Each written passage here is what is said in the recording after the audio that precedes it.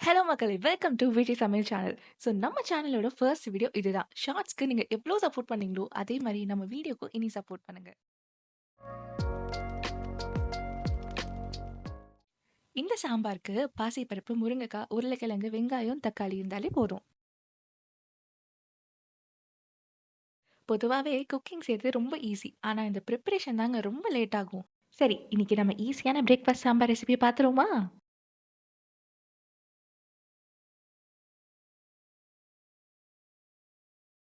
இப்போ குக்கர்ல பாசிப்பருப்பு, வெங்காயம், முருங்கைக்காய், உருளைக்கிழங்கு, தக்காளி, அப்புறம் 1 கப் தண்ணி ஊத்திக்கோங்க.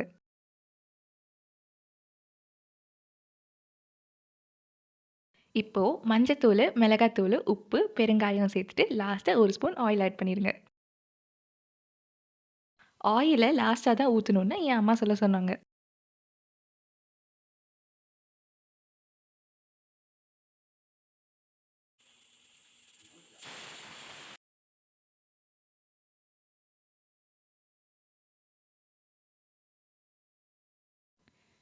இப்போ குக்கர மூடி வச்சு 3 விசில் வந்த அப்புறம் கடுகு, சீரகம், கருவேப்பில போட்டு தாளிப்ப சேர்த்து விட்டுருங்க.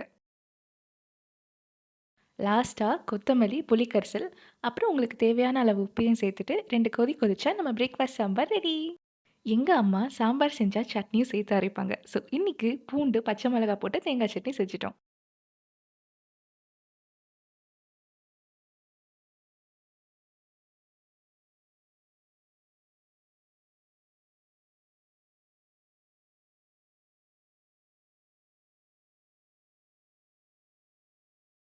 அப்படியே இன்னொரு பக்கம் இட்லி ஊத்துறதுக்கு ரெடி பண்ணிட்டு இட்லி பானைய வச்சாச்சு.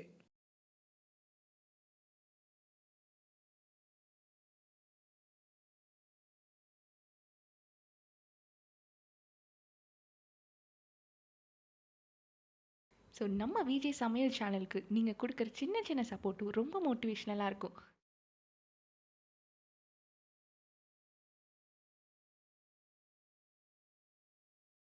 இப்போ இட்லி வெந்துச்சான்னு செக் பண்ணிட்டு பிளேட்டிங் பண்ணா நம்ம மார்னிங் பிரேக்ஃபாஸ்ட் முடிஞ்சுச்சு.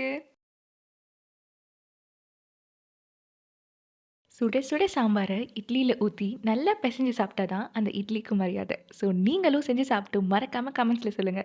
விஜய் சமையல் சேனல சப்ஸ்கிரைப் பண்ணிருங்க. அடுத்த வீடியோல பார்க்கலாம். டாடா!